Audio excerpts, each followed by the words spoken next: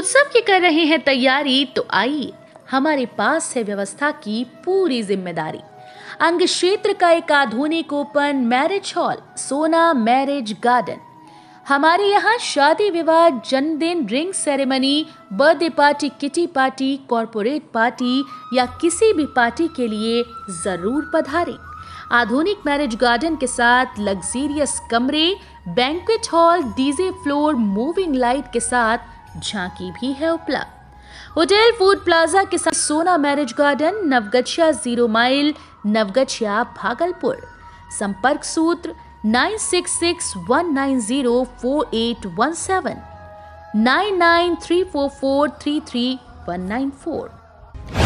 विघ्नहर्ता भगवान गणेश के स्वागत में जुटे श्रद्धालु। शहर के कई जगहों पर गणेश चतुर्थी का त्योहार मनाया जा रहा धूमधाम से। विघ्नहर्ता भगवान गणेश के आगमन पर पूरे शहर में उत्सव प्रारंभ हो चुका है। शहर में गणपति बप्पा की विशेष पूजा अर्चना प्रारंभ हो गई है। शहर के सभी गणेश मंदिर में गणपति हवन, अभिषेक व सहस्त्र नाम अर्चना के साथ गणेश जी को विराजमान किया गया। चतुर्थी उत्सव पर शहर में जगह जगह भगवान गणेश की मूर्तियां घरों व पंडालों में स्थापित कर श्रद्धालु पूजा अर्चना कर रहे हैं। कोविड-19 महामारी के 2 साल बाद पंडालों में इस बार भक्त स्वतंत्र रूप से बिना किसी गाइडलाइंस के दर्शन कर पा रहे हैं। कई घरों में भक्त गणेश भगवान की मूर्ति स्थापित कर गणेश उत्सव पर्व मना रहे हैं, तो कई जगह पंडाल सज कर तैयार है। पूरा पंडाल रंग बिरंगों लाइट से जगमगा रहा है। हिंदू धर्म में गणेश चतुर्थी का त्योहार बड़े ही धूमधाम और हर्षोल्लास के साथ मनाया जाता है। आज भागलपुर व भागलपुर के आसपास के मिर्जान हाट, स्टेशन चौक, नाथनगर, तिलका मांझी, खंजरपुर, मायागंज, सिकंदरपुर, बरारी के अलावे कई क्षेत्रों में गणपति की प्रतिमा को स्थापित कर पूरे विधि विधान के साथ उनकी पूजा अर्चना की जा रही है और यह महोत्सव 10 दिनों तक चलेगा। कई जगह भगवान गणेश को मोदक का भोग भी लगाया गया है। स्मार्ट सिटी परियोजना के तहत जल्द होगा 0 माइल चौक का सौंदर्यीकरण। सड़क चौड़ीकरण को लेकर औद्योगिक थाना अब 0 माइल चौक से हटाकर शिफ्ट होंगे बाईपास में। भागलपुर में स्मार्ट सिटी योजना के तहत जल्द 0 माइल चौक का सौंदर्यीकरण किया जाएगा। आज इसी बाबत भागलपुर के जिलाधिकारी सुब्रत कुमार सेन, वरीय पुलिस अधीक्षक बाबूराम, नगर आयुक्त योगेश सागर, अनुमंडल पदाधिकारी धनंजय कुमार और स्मार्ट सिटी से जुड़े अधिकारियों ने 0 माइल चौक का निरीक्षण किया। स्मार्ट सिटी के अंतर्गत चौक के सौंदर्यीकरण और सड़क की चौड़ाई दोनों तरफ 2 से 3 फीट बढ़ाने को लेकर स्थल का निरीक्षण कर अधिकारियों को सड़क चौड़ी करने का निर्देश दिया गया। वहीं औद्योगिक थाना को 0 माइल चौक से हटाकर बाईपास से सटे थाने की जहां जमीन मिली है वहां शिफ्ट करने का निर्देश अधिकारियों को दिया गया है। जिलाधिकारी ने बताया कि स्मार्ट सिटी के अंतर्गत चल रहे कार्यों में जवाहरलाल नेहरू चिकित्सा महाविद्यालय अस्पताल के पास बनने वाले शेल्टर, तिलका मांझी हटिया रोड का सौंदर्यीकरण एवं पूरे शहर के सड़क चौड़ीकरण के साथ साथ सैंडिस कंपाउंड में चलने वाले कार्यों में तेजी लाने का निर्देश दिया गया है। वहीं कार्यों की गुणवत्ता को भी ध्यान में रखकर अच्छे तरीके से कार्य करने का निर्देश दिया गया है। यातायात पुलिस ने की चालानी कार्रवाई, जुर्माना वसूला, बिना नंबर वाले सैकड़ों ऑटो और टोटो वाहन को किया जब्त। भागलपुर शहरी क्षेत्र में पुलिस और यातायात टीम के द्वारा वाहन चेकिंग अभियान जिले भर में चलाया गया, जिसमें सैकड़ों बिना नंबर के चलने वाले ऑटो और टोटो वाहन को जब्त किया गया है। पुलिस अधीक्षक के निर्देश पर जिले में चेकिंग अभियान चलाते हुए वाहन चालकों पर शिकंजा कसा गया। इस दौरान लोगों को यातायात नियमों के बारे में भी जानकारी देते हुए सुरक्षा के साथ सफर करने का संदेश दिया गया। यातायात प्रभारी ब्रजेश कुमार ने बताया कि शहर में बिना नंबर के चलने वाले ऑटो और टोटो वाहन को जब्त किया गया है और उस पर जुर्माना भी वसूल किया गया है। साथ ही साथ 2 पहिया वाहन चलाने वाले चालक से बिना हेलमेट और लाइसेंस के चलने पर उनसे भी जुर्माना वसूल किया गया और 4 पहिया वाहन में बिना सीट बेल्ट लगाए चलने पर आर्थिक जुर्माना वसूला गया। इस दौरान लोगों को हेलमेट लगाकर वाहन चलाने, शराब पीकर वाहन न चलाने, सीट बेल्ट का प्रयोग करने एवं अपने ऑटो और टोटो वाहन पर रजिस्ट्रेशन नंबर डालकर चलाने की अपील की गई। सुल्तानगंज के बाढ़ प्रभावित इलाकों का दौरा करने पहुंचे बांका सांसद व विधायक। बाढ़ प्रभावित लोगों को सरकार के द्वारा दिया जाएगा मदद, बांका सांसद व विधायक। भागलपुर सुल्तानगंज में गंगा का जलस्तर बढ़ने के कारण गनगनिया से लेकर किशनपुर तक का दियारा इलाका जलमग्न हो गया है।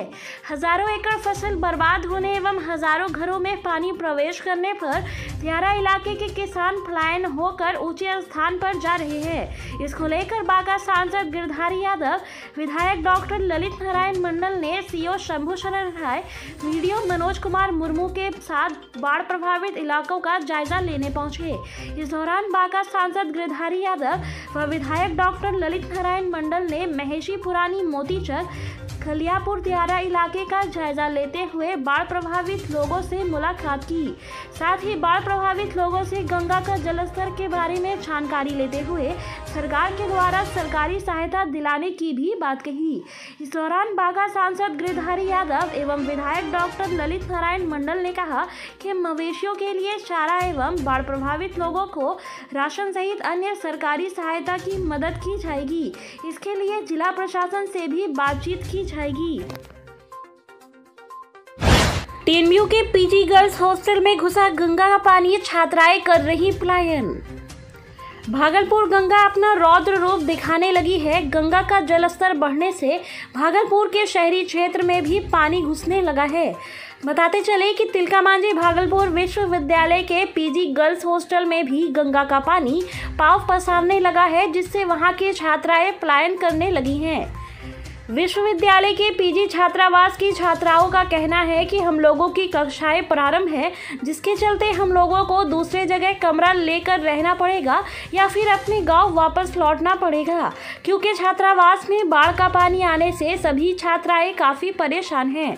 हम लोगों को आने जाने के साथ साथ खाने पीने की भी परेशानी हो गई है, जिसके चलते यहाँ से पलायन करना ही हमारे पास मात्र एक रास्ता है।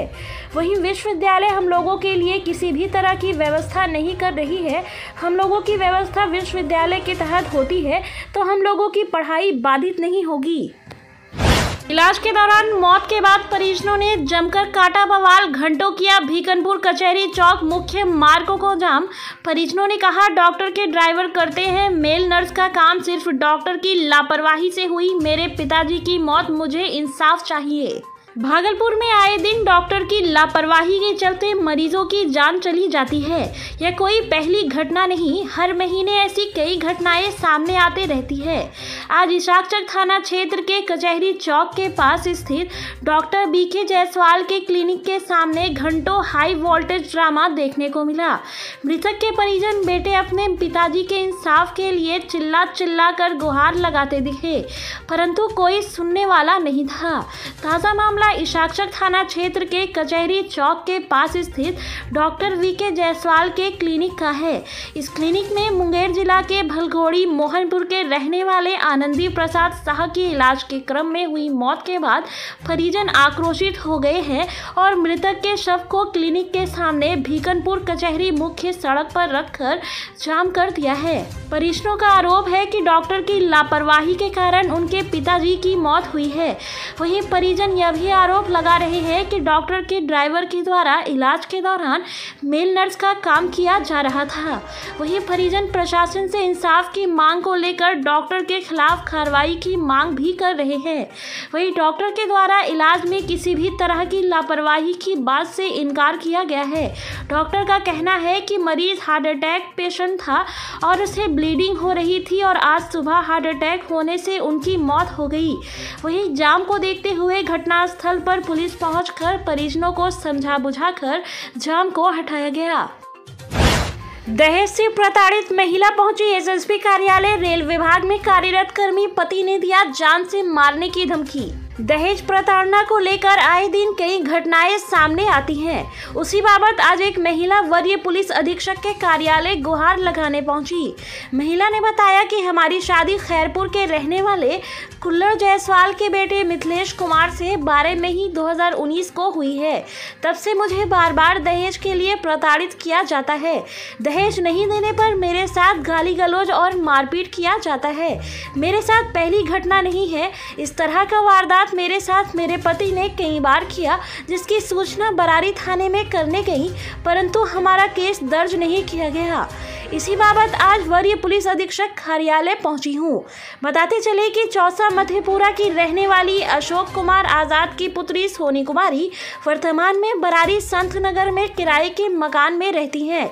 उन्होंने बताया कि मेरे पति का नाजायज संबंध मेरी बड़ी गोतनी नीति देवी के साथ है। वहीं सोनी कुमारी ने यह भी बताया कि मुझे कई बार जलाने का भी प्रयास किया गया।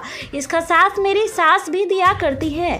साथ ही साथ मैंने नाजायज संबंध से दूर रहने की बात कही तो मेरे पति मिथिलेश ने कहा कि मेरे और नीति देवी के बीच मत आओ, वरना अच्छा नहीं होगा। वहीं मेरी सास ने भी मेरा साथ नहीं दिया। वह अपने बेटे के साथ मुझे गला दबाकर मारने की कोशिश की। आज अपने हक की लड़ाई के लिए वरीय पुलिस अधीक्षक बाबूराम के कार्यालय पहुंची हूं। मुझे इंसाफ चाहिए। आखिर मैं अपने 2 साल के बेटे के साथ कहां जाऊं? बताते चले कि सोनी कुमारी के पति रेलवे डिपार्टमेंट साहेबगंज में डीएमयू सेट हेल्पर विभाग में कार्यरत है। गंगा का जलस्तर बढ़ने से सबौर प्रखंड के तटवर्ती इलाकों में जानमाल की हो रही तबाही, बाढ़ से घिरे लोग किसी तरह कर रहे अपना गुजर बसर, ग्रामीण मचान बनाकर किए अपने आशियाने को तैयार, सत्तू और मूढ़ी खाकर दिन काट रहे लोग। भागलपुर के सबौर प्रखंड के तटवर्ती इलाकों में बसे बाबूपुर मोड़ से करीब 2.5 किलोमीटर पूर्व की ओर बडेर बगीचा के दर्जनों बासा में पानी घुस जाने से मवेशी पालक प्रखंड परिसर में आ गए हैं। लोगों ने बताया कि वहां पानी आ जाने से अनजान करने में भी परेशानी हो रही है। एनएच के दोनों तरफ पानी जमा हो गया है। अंचल के आरओ व कर्मचारी प्रमोद पासवान ने बाबूपुर, रजनदीप और वह अन्य गांव में बढ़ रहे पानी का जायजा भी लिया। बताते चले कि गंगा का जलस्तर लगातार बढ़ने से शहर के आसपास के कई गांव जलमग्न हो गए हैं। वहीं सबसे खराब हालत सबौर प्रखंड के रजनदीपुर पंचायत के बगडेर की हो गई है, जहां गांव में 4 से 5 फीट पानी चल रहा है और घर बार जलमग्न हो गया है। वहीं ग्रामीण मचान बनाकर किसी प्रकार से रहने को मजबूर हैं।